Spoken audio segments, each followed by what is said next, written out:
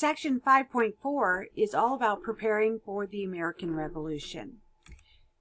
George Washington said that it was a time for Americans to stand up for their rights or should be submitted to being treated like abject slaves.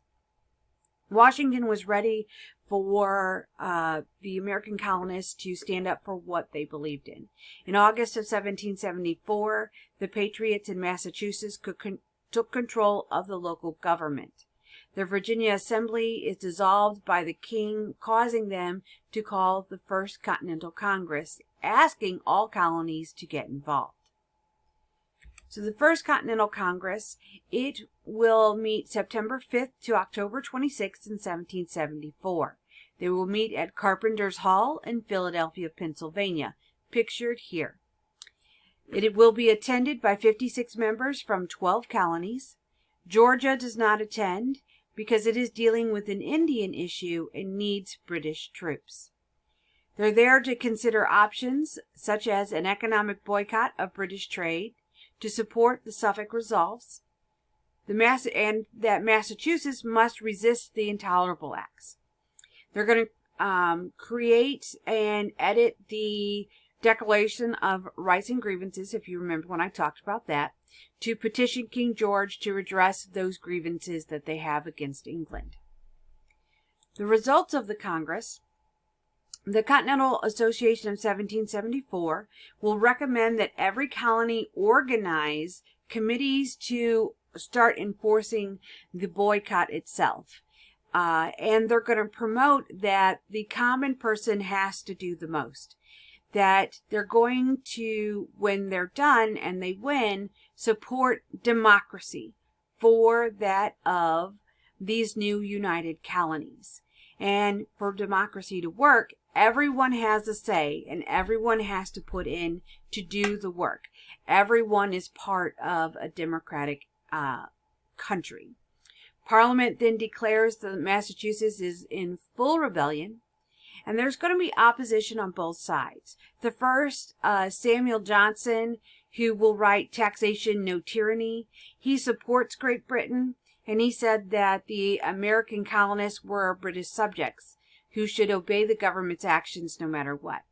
On the other side of that, you have Patrick Henry of Virginia, who as a result says war is not inevitable, meaning war is going to happen. And he's going to say the phrase, "Give me liberty or give me death," stating that he'd rather die than continue to be a British citizen. So the first aggression that will happen will be the Midnight Ride of Paul Revere. So the Midnight Ride of Paul Revere, what's going to happen is on April 14th, let me move me out of the way. On April 14th, the British are ordered to stop the rebellion. They're ordered to, the army is ordered to cross over into Boston and to seize Samuel Adams and any gunpowder and ammunition that is being held in Concord, Massachusetts. Those orders are intercepted and the Americans find out. So on April 18th, 1775, 800 soldiers will be sent by boat to Cambridge. And then the Americans learned that they were on their way. And how they're going to do this is Paul Revere was set to be put in the Old North Church steeple. And he was there and he was waiting to watch to see how the British were going to cross into Boston itself. And he was to put one lantern up if they were coming by land and 2 lanterns if they were coming by sea. Once he sees that they're crossing over by boat, he puts up 2 lanterns and then he rides out from Boston towards Lexington, letting everyone know that the British were on their way. When the British soldiers reach Lexington, Paul Revere has already been there. And it's not just Paul Revere. Paul Revere, William Dawes, and Samuel Prescott are all going to set out themselves. And they're going to do 3 people instead of just 1, just in case one of them were to get caught. They want to make sure that someone did get through. So they reach Lexington, and they alert Samuel Adams what is going on. So Samuel Adams and John Hancock are going to ride on to Concord with Samuel Prescott as well.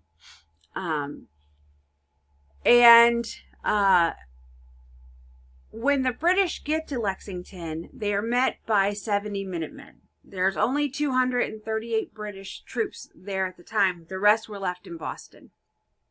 And so, in doing so, the Minutemen that are there were only there to stall the British troops themselves, so that Samuel Adams and John Hancock, Samuel Prescott, all could reach Concord and then empty the ammunition depot that was there. And they are successful. The fight with the Minutemen doesn't last very long, and then the British continue on. By the time they get to Concord, the location they're there to take back that stuff, it's gone. And so they return empty-handed to Boston.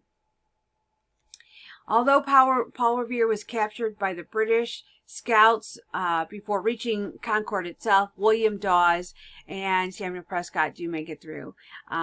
Dawes he turns back. It's Samuel Prescott that makes it through.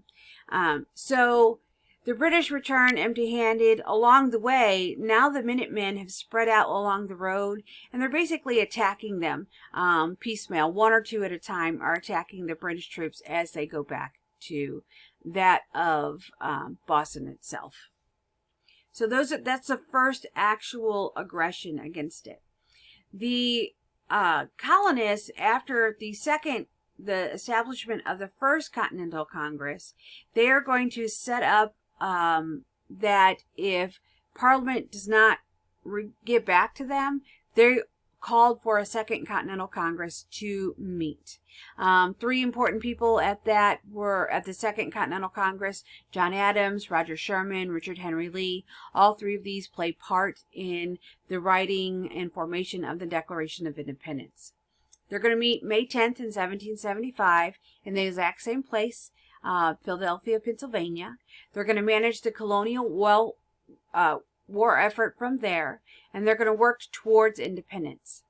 They have the ability to raise a continental army, to appoint diplomats, and to make formal treaties with foreign countries.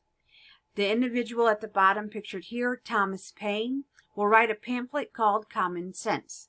It directly attacked the king, and it urged American colonists to abandon the monarchy and support the Continental Congress itself. America should be a haven for the world's oppressed people, he said. And he believed that the American colonies were oppressed themselves and should fight for independence. So Common Sense is a pamphlet to really support that of the war effort itself. The Continental Army will be formed on June 14, 1775. They will appoint George Washington as the head of the Continental Army, and he will refuse to get any pay for being the leader of the Continental Army. He is a wealthy planter himself, so he doesn't need the money at all. Roughly 18,000 troops at the beginning, mostly farmers, local militias that are formed. They're formed up from the poor American youth, old foreign-born males who had experience with fighting.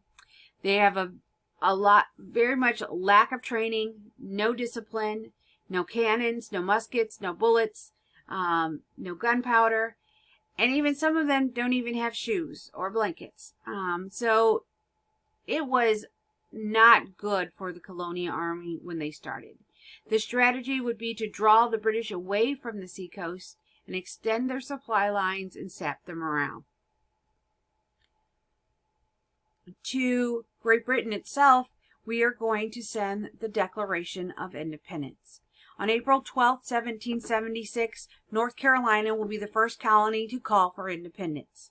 The wealthy elite at that time do not want to pay more taxes. Everyone who is at the Continental Congress is from the wealthy class. Not a single one of them are poor or middle class. All of them are wealthy landowners. Southerners are worried about states' rights, and they're going to push for this whenever they have this discussion. On June 7th, Richard Henry Lee will table a resolution for a vote on independence. He is asked for a group to write the Declaration of Independence itself. 3 separate groups will draft declarations of independence, but they're going to choose the one that is written by Thomas Jefferson. It will be edited by Benjamin Franklin and John Adams. So they are basically the group that writes the Declaration itself. Congress will finally approve the Declaration on July 2nd, 1776. They will finalize the text on July 4th and officially have the vote for independence. And it had to be unanimous. Everyone had to agree, or they weren't going to do it at all. Southern planters want the section on slavery completely deleted, which they do. And so now we have this declaration, and it weighs heavily on them, because what the Declaration of Independence is, it is a document that is treasonous. So these men that are at the Second Continental Congress are committing treason. And they're about to send this to the king and declare war against Great Britain. And the next section is all about that war, the American Revolution.